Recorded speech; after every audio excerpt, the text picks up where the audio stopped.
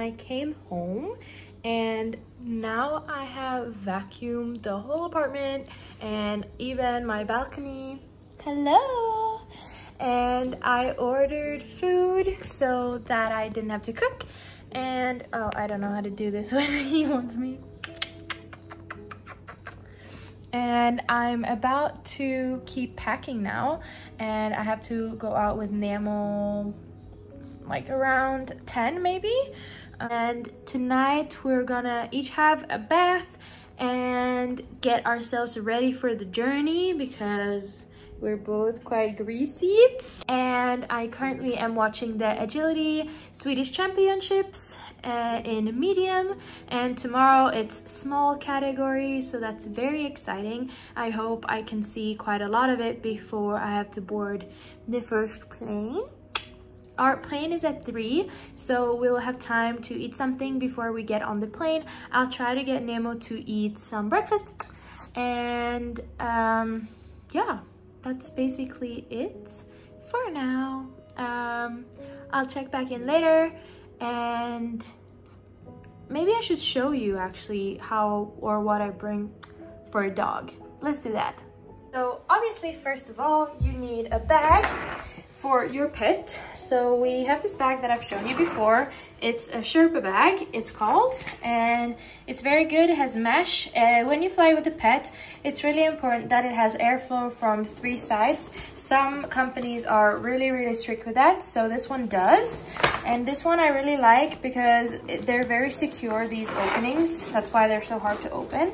And the dog or cat or whatever you have with you, see, he wants to go inside, can actually pop its head out from the top. Ska det gå in? Can it be? And Nemo loves this bag because this means he gets to come with me. So as you see, he loves it so much. So he is very secure in here. He can almost stand up and he can turn around, and he has a lot of space. And when you sit in the seat, you can open this a little bit and he can actually look out.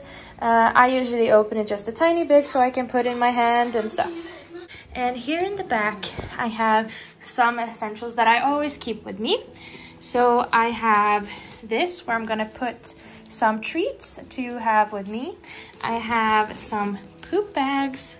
I have a collapsible bowl, which is really convenient if we want to drink water or feed him. He usually doesn't drink or eat when we fly, but it's always good to have it.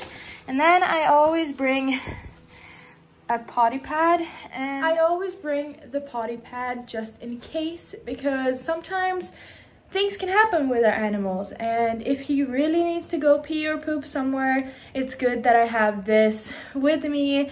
When I flew with him for the first time, he actually got really poopy in the airport, and I had this and I literally just pushed it under his butt and caught the poop in the middle of the airport. But I think it's always good to have it. You can always go into the disabled bathroom where it's a bit bigger and let them roam around and see if they want to pee. Second thing that you need for your dog is the dog's papers, and for that I have this folder. In this folder I have his registration from the Swedish Kennel Club. I bring this with me everywhere we go. I have a membership for the Kennel Club. I have all his papers, registrations, insurance, eye examination. I keep it all in here. So obviously your pet needs a passport. So I have my passports, a Swedish one and a Bosnian one. And I have pet passport. This is just a cover from the Swedish Kennel Club that I put on because the pet passports are very thin material, like very thin paper. And in this one, what is important to have in your dog's vaccinations or dog's passport is, first of all, this page where you have all the information about the pet, it needs to be plastic over it. And this is so that it cannot be faked because it has to have the plastic over it. And second, what it needs, you need to have a rabies vaccination to come into Sweden, and this also has to have plastic over it. So you can see when he got the vaccinations, from when it started to become valid, and also when it expires. Pet has to be at least 12 weeks old, and it has to be at least 21 days before the vaccination is valid. Nemo got vaccinated on the 1st of April and it was valid from the 22nd of April. Another thing that you might need, which is what I have right here, this is a titration for rabies antibodies. So when you want to travel to some certain countries, you need also to have that. And basically what it means is just to ensure that your dog has enough of rabies antibodies in their body in order to be allowed into the country. Examples of this country is Serbia and Montenegro. I recently read that Montenegro actually requires you to revaccinate against rabies every year, whereas in most countries it's valid every 3 years. But I'm not actually sure about this, but might be good to know. You also need to vaccinate against DHPPI and PI, and in Sweden we vaccinate DHPPI every 3 years and PPI every year, or PI every year. And I know a lot of countries do the titer testing, I heard from my international friends, but since I travel so much with Nemo and all the countries require up-to-date vaccinations, I sadly cannot do the titer tests to see if he needs to be revaccinated. I just have to revaccinate him in order to be let through the airport.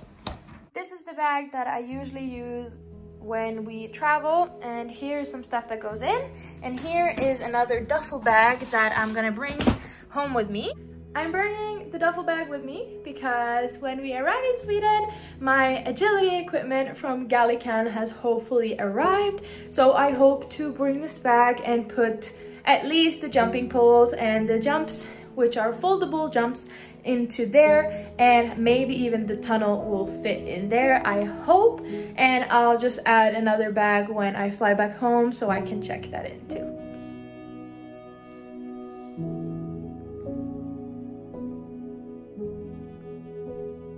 Good morning.